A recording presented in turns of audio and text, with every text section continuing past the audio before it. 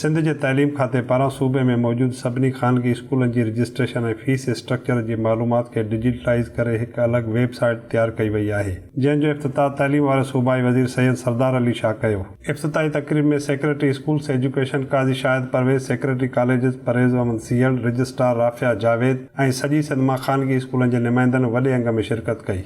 उन मौक़े ते तक़रीब खे ख़िताब कंदे तालीम वारे वज़ीर सैयद सरदार अली चयो त हाणे वालिदैन खे प्राइवेट स्कूलनि जी फीस या रजिस्ट्रेशन बाबति मालूमात रुॻो हिकु बटण दॿाइण सां संदसि घर ते हासिल थी वेंदी। हिन चयो त स्कूलनि खे ऑनलाइन रजिस्टर्ड करण वारो अमल साराह जोॻो आहे। मूंखे ख़ुशी थी आहे त तालीम जे खाते में बहितरी थी रही आहे। हिन वधीक चयो त मां प्राइवेट स्कूलनि जे ख़िलाफ़ न आहियां, पर मां ॿारनि जी वालिदैन सां गॾु आहियां। उन्हनि ते माली ॿार विझण सां मूंखे ॻणती आहे। ॿिए पासे सिंध हुकूमत ख़ानगी स्कूलनि जी रजिस्ट्रेशन ते मड़ियल पाबंदी हटाए छॾी आहे।